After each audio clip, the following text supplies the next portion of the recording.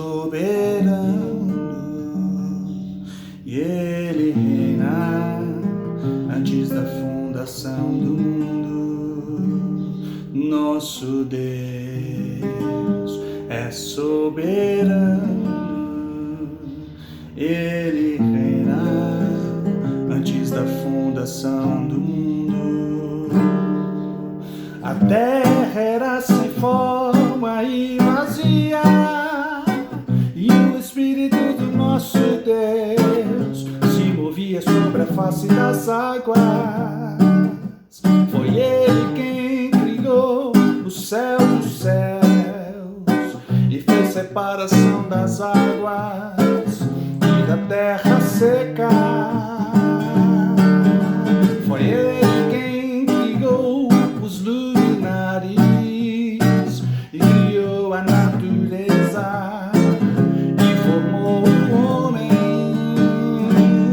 Glória a Deus por suas maravilhas, pelas suas grandezas. Glória a Deus, nosso Deus é soberano e Ele reina antes da fundação do mundo. Nosso Deus é soberano, Ele reina antes da fundação do mundo. A terra era sem forma e vazia, e o Espírito do nosso Deus se movia sobre a face das águas. Foi Ele quem criou o céu dos céus e fez separação das águas e da terra seca. Foi Ele quem criou os luminares e criou a natureza e formou o homem. Glória a Deus por suas maravilhas, pelas suas grandezas. Glória a Deus, glória a Deus por suas maravilhas, pelas suas grandezas. Glória a Deus, nosso Deus é soberano, nosso Deus é soberano, nosso Deus.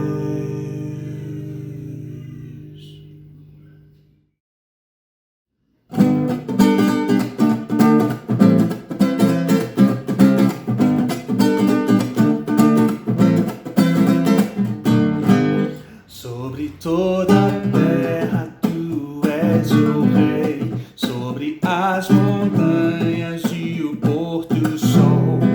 Uma coisa só, meu desejo é: vem reinar em mim, Senhor, reinar em mim com teu poder sobre a escuridão, sobre os sonhos meus. Tu és o Senhor de tudo que sou. Vem reinar em mim, Senhor.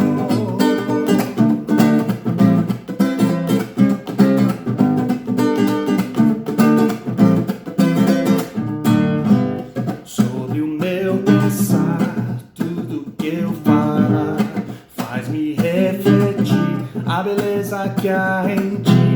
Tu és para mim mais que tudo aqui.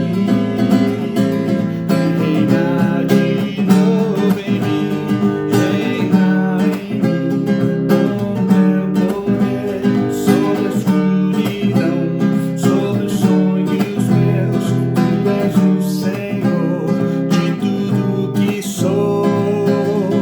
Vem reinar em mim, Senhor, reinar.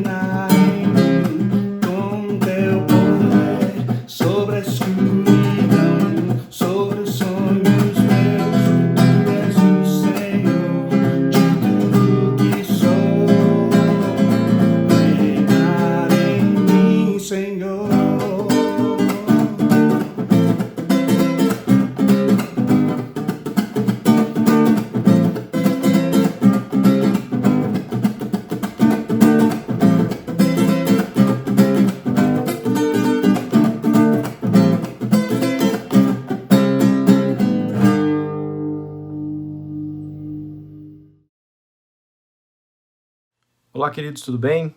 Espero que a presença de Jesus aí com você possa te abençoar, possa encher a sua vida de paz, de toda a plenitude que Ele tem para nos oferecer, que a amizade que Ele nos oferece, né, através do seu sacrifício com Deus, possa encher sua vida aí de coragem, de esperança e que a gente possa ter um tempo abençoado juntos aqui agora. Vamos orar? Obrigado, Pai, pela nossa vida. Obrigado porque podemos contar com tecnologia para nos unir nessa hora, mais uma vez. Nós, nesse momento, colocamos nosso coração e a nossa mente debaixo da Tua autoridade para que o Senhor venha falar aos nossos corações, o Senhor venha compartilhar conosco aí a Tua mensagem para que possamos ouvi-la, que possamos responder a ela como teu povo, como teus seguidores, para o bem do mundo. Por isso, Deus, faz isso no teu poder, faz isso na tua autoridade. É a nossa oração em nome de Jesus. Amém. Queridos, eu tenho ponderado, né, como um discípulo de Jesus, como alguém que deseja seguir a Jesus. Eu tenho orado, eu tenho lido a Bíblia, lido as Escrituras, participado de alguns grupos de discussão, lido alguns livros, conversado com alguns amigos, acompanhado o que outros cristãos compartilham nas redes sociais, também acompanhado o que outras pessoas religiosas colocam nas redes sociais, compartilham, né, as posturas, as atitudes, a forma de se pronunciar diante do momento que a gente tem vivido durante essa pandemia, esse isolamento social que não é bem um isolamento social, mas que tem nos mantido afastados, por exemplo, uns dos outros. E eu tenho me feito essa pergunta, né? O que é que significa ser um seguidor de Jesus nessa hora? Como ser um seguidor de Jesus nessa hora? Quais atitudes eu deveria ter? Quais posicionamentos eu deveria sustentar? Em quais discussões eu deveria entrar? Quais discussões eu não deveria entrar? Enfim, não só como pastor de vocês, mas como um discípulo em formação, né? Eu tenho orado muito, eu tenho observado tudo que tem acontecido ao meu redor e algumas coisas têm falado alto aqui no meu coração e eu gostaria de compartilhar com vocês, né? A gente vai começar uma série hoje, pensei bem no título, mas o melhor que eu pude chegar foi o que é que eu tenho aprendido com a pandemia, né? No sentido de o que é que esse tempo de pandemia, o que é que esse tempo de isolamento social, de afastamento dos nossos encontros presenciais, o afastamento da família, esses momentos onde a gente tem utilizado, às vezes até mal utilizado, no sentido de usar demais, né, o ambiente virtual, porque na verdade é o que a gente tem para fazer, mas como que isso realmente tem gerado algumas dificuldades no nosso viver. Enfim, eu tenho tentado observar as pessoas ao meu redor, os vizinhos, os meus familiares, o pessoal que eu sigo nas redes sociais, as pessoas que eu consigo observar e ter um pouco de contato aqui na vizinhança, pastores amigos meus que a gente tem se encontrado regularmente para conversar sobre as expectativas, sobre como que estão as coisas nas igrejas deles. Enfim, tudo isso tem colocado no meu coração algumas coisas que eu queria compartilhar com vocês. Cada vez que eu sentava para escrever, essa mensagem ficava cada vez maior. E aí eu falei, não, eu vou cansá-los demais, então eu decidi pegar essa mensagem que eu escrevi e dividir ela em várias mensagens menores, para que a gente tivesse um aproveitamento melhor do que esse tempo e esse momento tem falado comigo. E eu gostaria de dividir com você, porque eu espero que isso de alguma forma também venha a te abençoar e venha te ajudar a enfrentar o momento que nós temos vivido. Por isso que, se você acompanhar essa série toda, ela vai fazer mais sentido para você. Se você pegar uma mensagem isolada, às vezes talvez falte o contexto de uma ou de outra. Porque ela é uma mensagem que veio no meu coração e eu acabei dividindo ela para não ficar muito cansativo de passar para vocês. Então, procure ouvir ela toda, porque ela vai fazer talvez um sentido melhor no seu coração se acompanhar todas elas, ok? E para começar essa mensagem, eu preciso falar da pandemia em si. Como que eu vejo a pandemia, como que eu reajo à pandemia, ou o que talvez esse momento queira me dizer. Então eu não tenho como começar essa mensagem sem falar da pandemia em si, né? E pode não parecer, né? Se você tem circulado um pouco aí pela cidade, pode não parecer, porque as pessoas parece que estão retornando aos seus ritmos quase normais de vida, mas a gente está vivendo, né, no meio de uma pandemia, né, de uma doença chamada Covid-19, causada pelo SARS-CoV-2, que é o nome do vírus, e que a gente não sabe ao certo como lidar com ela, né? Nós não temos uma vacina que previne a gente pegar essa doença, nós não temos um medicamento que comprovadamente tem algum efeito sobre a doença que vá ou me prevenir, ou atenuar, ou até mesmo tratar essa doença, né? A gente sabe aí de pessoas que fizeram tratamento preventivo com cloroquina, com ivermectina e ficaram doentes, né? Pessoas que não fizeram e também ficaram doentes, pessoas que fizeram e não ficaram doentes, e pessoas que não fizeram e não ficaram doentes, né? Então, o que a gente sabe é que essa doença, em algumas pessoas ela é muito grave, né? Ela pode levar ao óbito. Em algumas outras pessoas ela é uma gripe muito forte, que debilita, mas não passa disso. Outras pessoas quase não têm sintomas comparado a uma gripe leve. E a grande questão é que a gente não sabe quem e como e quando e de jeito que ela vai se manifestar e em quem ela vai se manifestar, né? Porque nós temos pessoas do grupo de risco de idosos que pegaram e não morreram, a gente tem pessoas fora do grupo de risco que não tinham nenhuma comorbidade que pegaram e morreram, a gente tem pessoas do grupo de risco com comorbidades que pegaram e não morreram. Então, a grande verdade que diz é que a gente não sabe ainda o que essa doença causa, e é por essa razão que os departamentos de saúde ou a Organização Mundial de Saúde ou as pessoas que trabalham com saúde, a única sugestão que eles deram para a gente foi o isolamento social, porque ela é uma doença que se espalha muito rápido, né? É isso que se sabe, isso que tem certeza, ela se espalha muito rápido.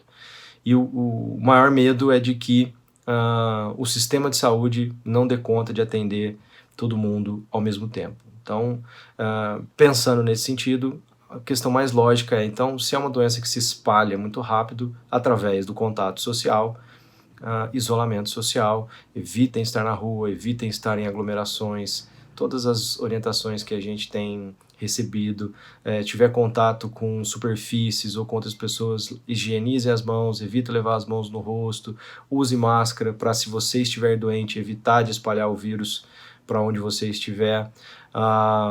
Se você não está doente, o uso da máscara diminui a quantidade de vírus que você pode pegar, não evita, só diminui a quantidade de vírus que você pode pegar, e isso interfere diretamente em como a doença vai se manifestar em você. Então, use máscaras, aproveite aí, use bem da higienização das mãos, o álcool em gel, e o ideal, na verdade, era que a gente realmente estivesse isolados para que essa doença não se espalhasse, né?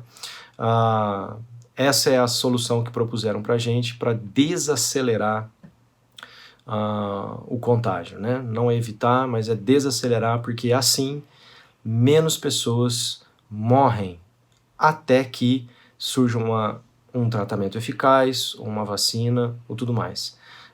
Essa medida não é o ideal, não é 100% eficaz, mas é o que de melhor podemos fazer para que menos pessoas fiquem doentes num tempo onde a gente não sabe como ela funciona.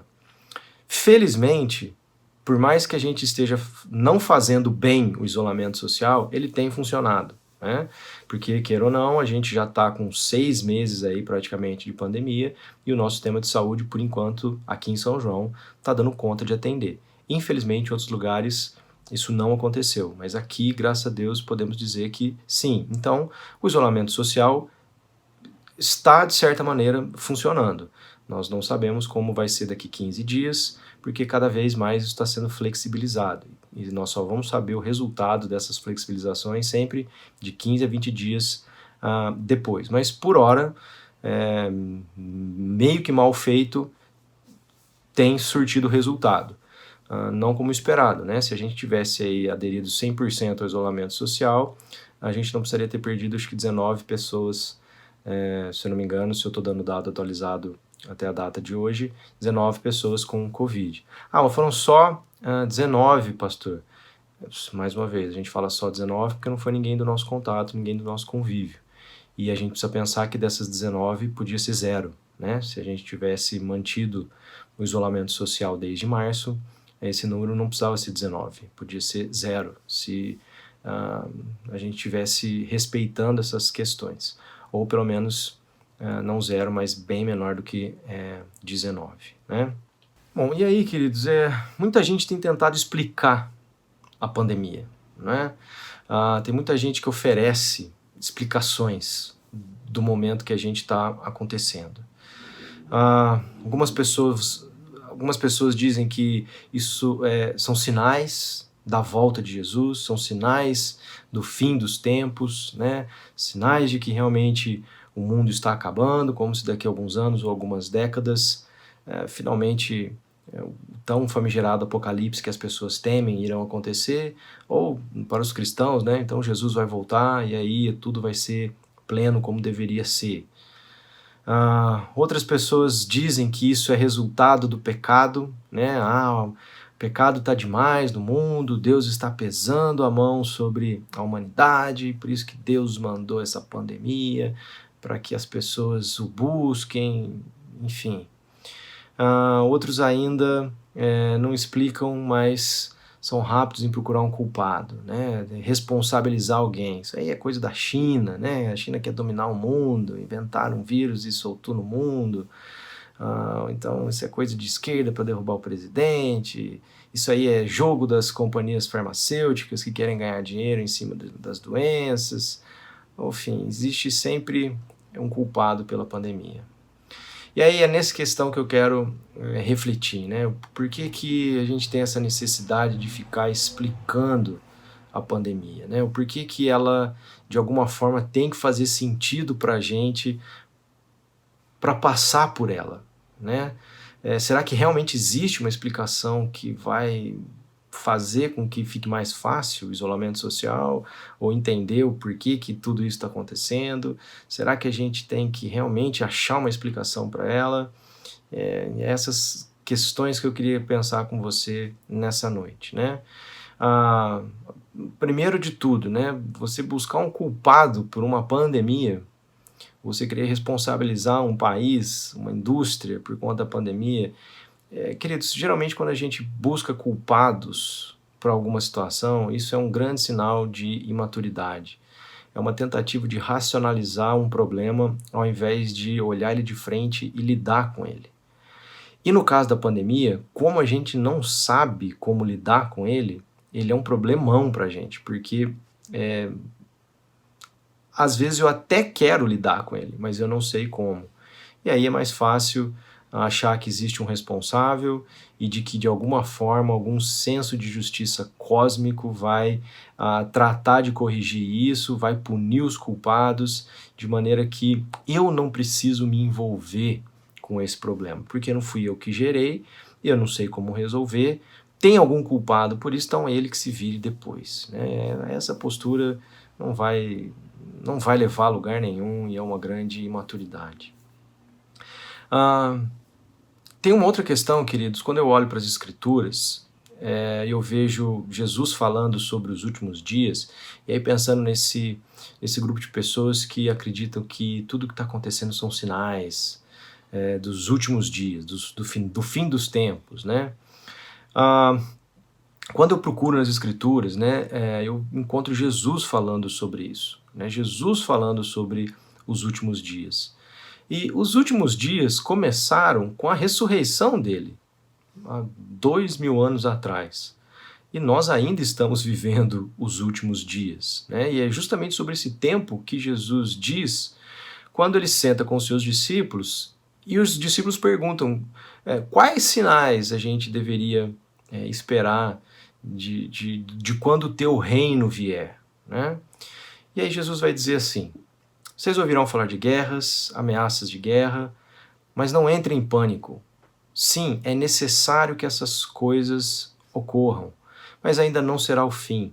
Uma nação guerreará contra outra, e um reino contra o outro, haverá fome e terremotos em várias partes do mundo. Tudo isso, porém, será apenas o começo das dores de parto. Então vocês serão presos, perseguidos e mortos, por minha causa serão odiados em todo o mundo, muitos se afastarão de mim e trairão e odiarão uns aos outros. Falsos profetas surgirão em grande número e enganarão muitos. O pecado aumentará e o amor de muitos esfriará, mas quem se mantiver firme até o fim será salvo. E as boas notícias a respeito do reino serão anunciadas em todo o mundo, para que todas as nações as ouçam. Então virá o fim, né? E aí, queridos, a pandemia é um sinal, então, da volta de Jesus? É um sinal de que o mundo está chegando no fim? Não, queridos, não é, porque essas coisas acontecem desde sempre, né? Depois que Jesus veio, depois que Jesus morreu, depois que Jesus ressuscitou, a gente já teve vários terremotos, várias pandemias, várias guerras, várias fomes, tsunamis, vários desastres. E cá estamos nós, 2020 anos, mais ou menos, que a gente sabe, né? Depois, e o fim ainda não chegou. Se essas coisas não são sinais do tempos, o que são? Querido, Jesus disse, olha, é necessário ser assim. Ele não explicou o porquê. Ele não disse por que essas coisas iam acontecer. Ele simplesmente disse, é necessário ser assim. Confiem em mim. E a gente consegue entender um pouco disso melhor quando a gente olha uma parábola que Jesus contou dos trabalhadores maus, né? De um senhor que comprou uma vinha e ele põe trabalhadores para trabalhar nessa vinha e vai viajar ou volta para sua residência. E aí, na época de colher as uvas, ele manda servos ou manda mensageiros para pegar a parte dele, né, da colheita da vinha. Mas o que esses trabalhadores maus fazem? Ao invés de dar a parte do Senhor que lhe é de direito, eles batem, espancam e mandam de volta os mensageiros de mãos vazias, né? Isso acontece por 1, 2, 3 vezes, até que o Senhor da vinha envia o seu próprio filho, né, para pegar a sua parte da vinha, ou para cobrar, ou para levar a mensagem de que ele estava querendo a parte dele na vinha para aqueles trabalhadores. E o que os trabalhadores dizem quando vem Jesus? Quando vem o filho. Lá vem o herdeiro da vinha. Então vamos matá-lo e tomar posse da vinha. Queridos, essa parábola me sugere o seguinte: o que os trabalhadores maus estão dizendo é, depois que vem o filho do dono, não tem mais mensageiro, não vem mais mensageiro, porque é o último recurso, é a última cartada dele. Então vamos matá-lo e tomar posse dessa vinha. De maneira, queridos, que isso aí me ajuda a entender que Jesus é o último sinal de que o fim dos tempos aconteceria. A morte e a ressurreição de Jesus na cruz é o sinal que todos nós precisamos para reconhecer o reino de Deus presente na terra. A ressurreição de Jesus ressurgir dos mortos, ele teve uma morte pública, certo? Jesus foi crucificado publicamente. Todo mundo viu ele morrendo, o seu corpo sendo retirado, colocando num túmulo. E aí depois de 3 dias ele ressuscitou e ele foi visto por mais de 500 pessoas por volta de 40 dias depois que isso tudo aconteceu. Então, queridos, a ressurreição de Jesus, esse é o sinal último, esse é o sinal suficiente que nós temos e que Deus nos deu de que o problema do pecado no mundo já foi tratado, por exemplo. Ou de que o fim, como nós esperamos, já está garantido.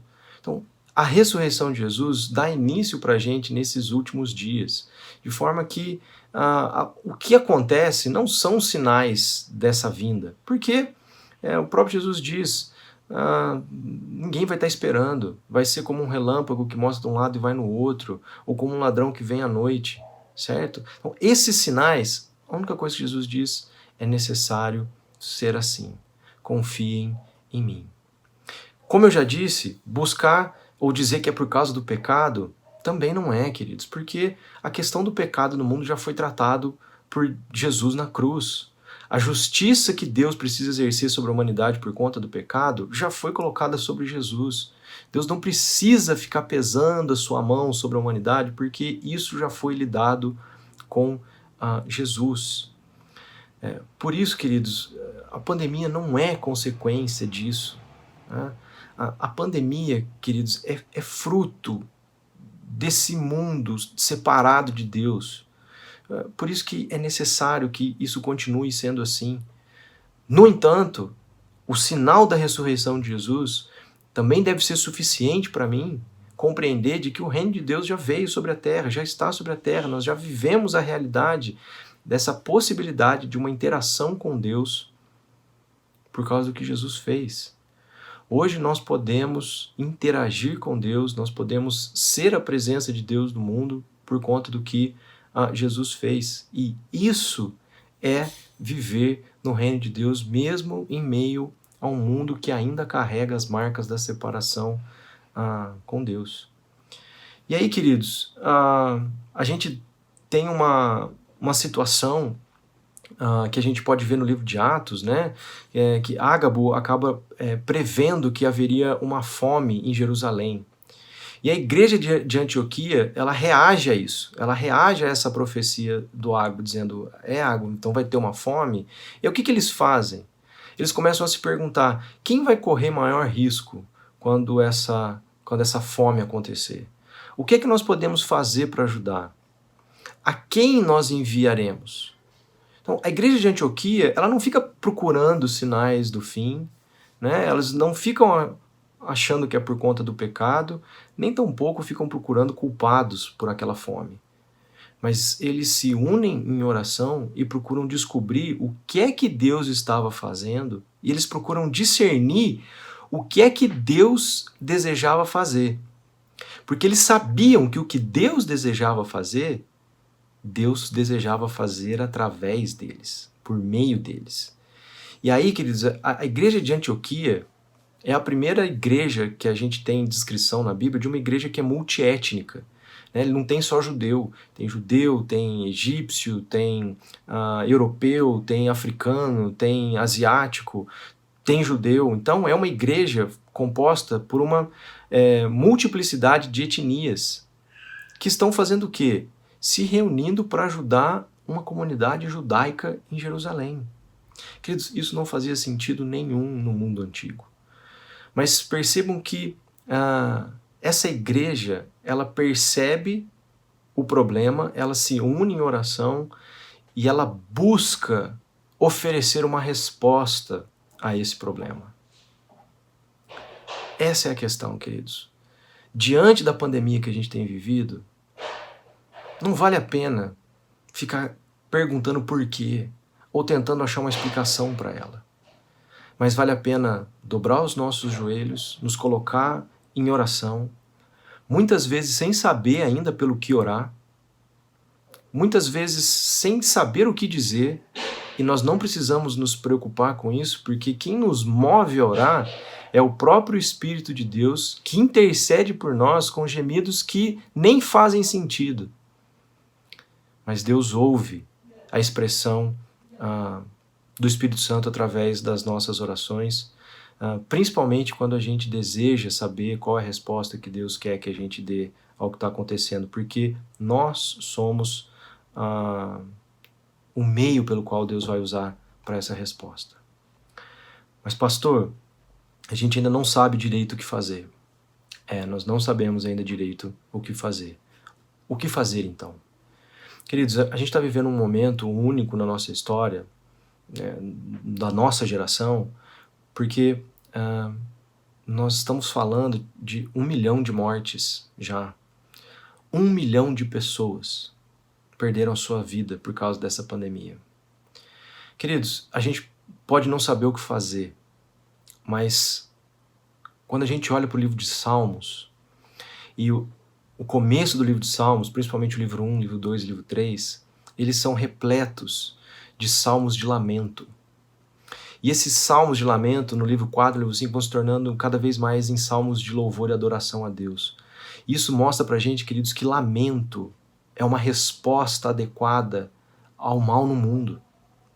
Os salmos são um livro que chama a gente a esperar confiantemente na aliança que Deus tem com a humanidade e no reino de Deus que vai vir sobre a terra. Mas a esperar nessas coisas, e por que tem tanto salmo de lamento? Porque o lamento é uma resposta adequada para o mal que a gente vê no mundo. Olhando para quê? Olhando com esperança para o reino de Deus e olhando com esperança para a aliança de Deus. E nós podemos hoje, tranquilamente, ver a aliança de Deus cumprida no que Jesus fez e saber que estamos vivendo no reino de Deus e podemos, com toda a tranquilidade do mundo, lamentar diante dessa situação, mesmo que a gente não saiba o que fazer. Outras igrejas, queridos, em outros momentos da história, ficaram reconhecidas por sair, né, na pandemia da peste negra, ou mesmo na gripe espanhola, né, as igrejas elas se moviam na direção das cidades. Os ricos fugiam, né, iam para os montes, porque eles fugiam do centro das cidades, justamente buscando isolamento para não pegarem a doença.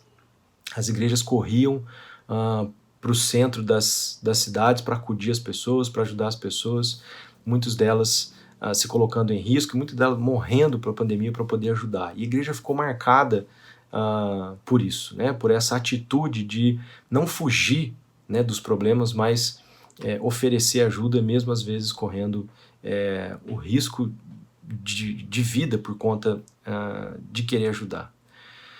No entanto, queridos, a gente precisa ser muito sóbrio para analisar o que está acontecendo no mundo hoje, porque não adianta a gente tomar essa mesma atitude da igreja do passado, sabendo que fazer isso pode piorar o problema, né? Nós temos conversado de como que e o maior medo, talvez, que a gente deveria ter dessa pandemia é eu ser um agente transmissor da doença para as pessoas que eu amo.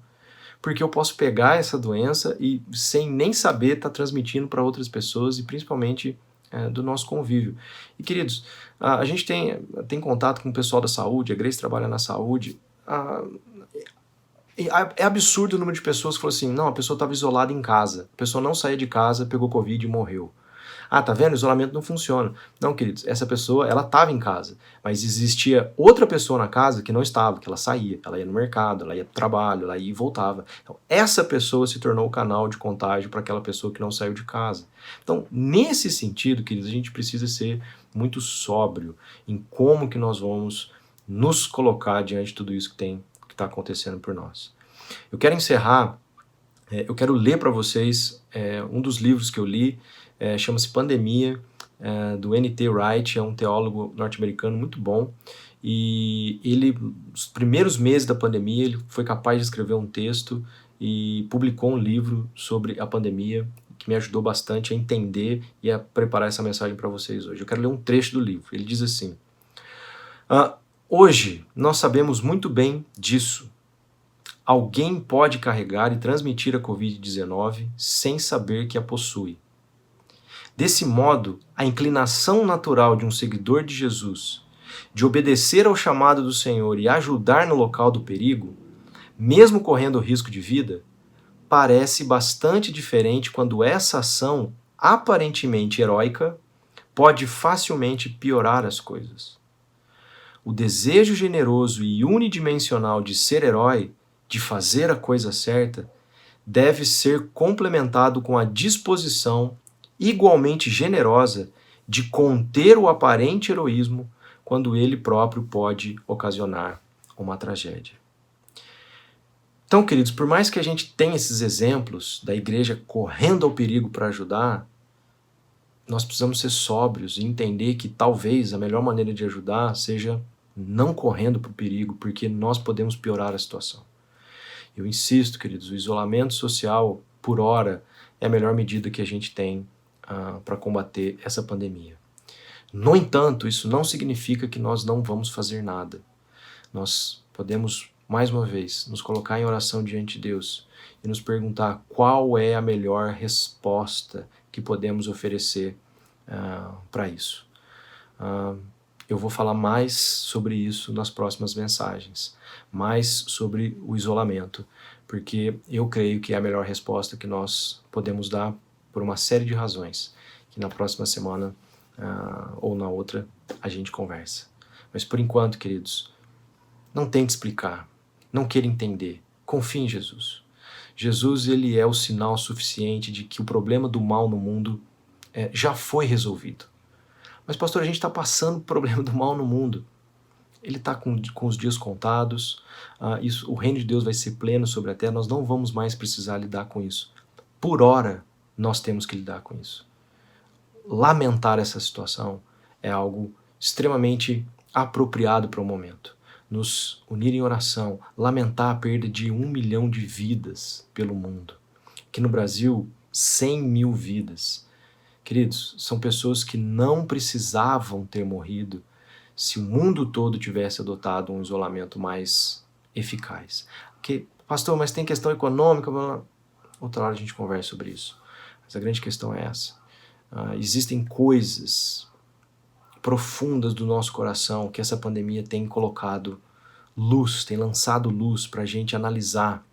E é sobre isso que eu quero conversar com vocês na semana que vem. Por hora, confia que Jesus, essas coisas são necessárias, mas tenham ânimo, eu venci o mundo.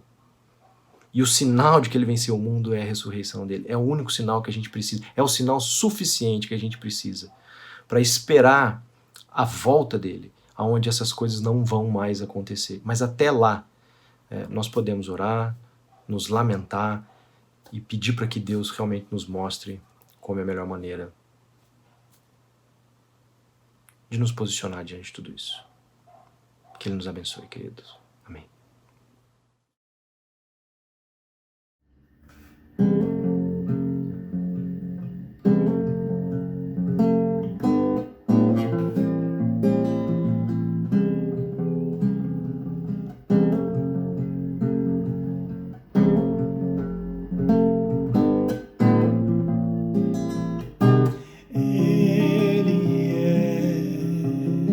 A imagem do Deus invisível.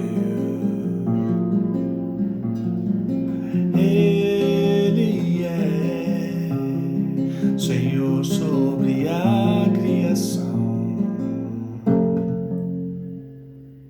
pois nele foram criadas todas as coisas nos céus e na terra. Sejam tronos, soberanias, poderes e autoridades. E Ele é antes de tudo e a todos sustenta.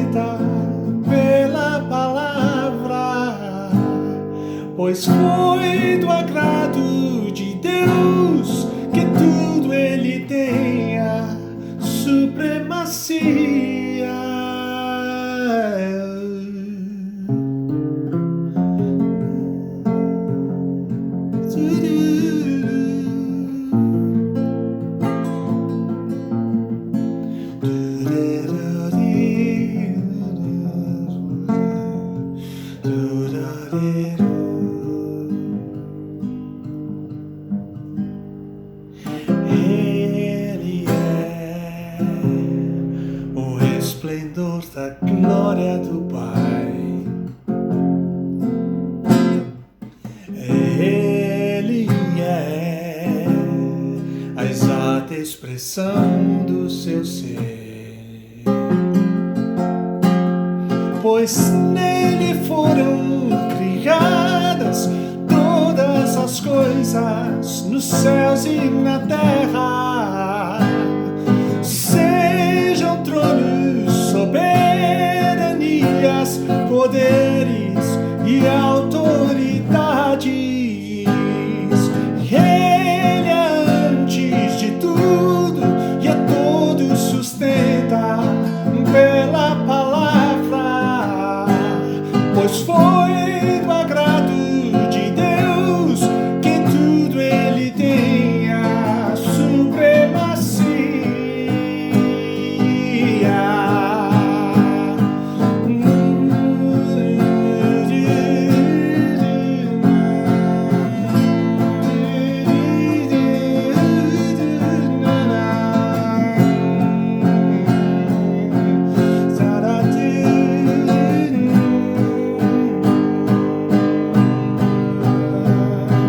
Já não há mais nada que a ele não pertença, e em tudo existe graça. Cantemos sim.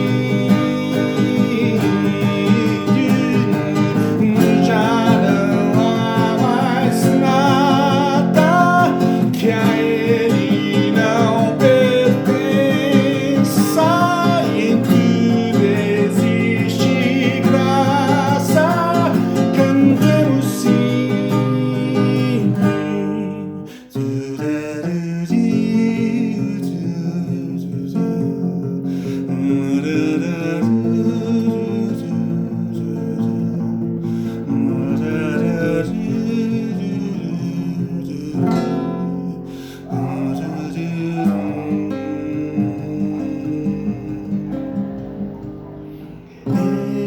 Ele é a imagem do Deus invisível.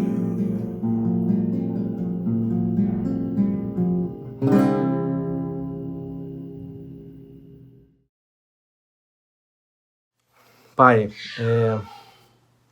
primeiro lugar, nós queremos colocar diante do Senhor o coração das famílias de 1 milhão de pessoas que perderam a sua vida por conta dessa pandemia. A gente quer pedir para que Tua presença graciosa, Teu Espírito Consolador se manifeste para essas pessoas. E a gente sabe que isso é através da Tua igreja, através de um abraço, através de um telefonema, através de uma preocupação, através de um cuidado, através dos médicos que tentaram acudir, tentaram ajudar. Enfim, Deus, a gente sabe que a Tua presença no mundo hoje pode ser sentida através daqueles que se rendem ao Teu governo amoroso, que desejam o Teu reino presente cada vez mais na nossa realidade. E a gente quer confiar no Senhor, Deus, de que realmente o problema do mal no mundo já está resolvido, mas até que Jesus volte, é necessário que coisas assim aconteçam e que nós possamos responder apropriadamente a essas situações, com sabedoria, com bom senso, com prudência, para que cada vez mais, Deus, na nossa vida, as pessoas possam crer no mesmo que nós, de que Jesus veio, deu a vida por nós, ressuscitou, e isso é prova de que o Teu reino está presente entre nós hoje, e que nós estamos aguardando ansiosamente o dia que isso for plenamente consumado, de maneira que nós não vamos mais precisar nos preocupar com todo esse mal, com toda a dor, com todo o sofrimento, porque isso vai ser removido da nossa existência. Então, Deus, que até lá o Senhor nos ajude, Deus, a ter misericórdia, a ter compaixão, a ter cada vez mais empatia pelo próximo, para que a gente possa responder a esse problema de maneira adequada, Senhor. Tem misericórdia de nós, tem misericórdia do mundo. Move a Tua mão para que as pessoas que trabalham na indústria farmacêutica consigam fazer realmente uma vacina, consigam desenvolver um tratamento para que menos pessoas percam suas vidas por conta dessa pandemia, Deus.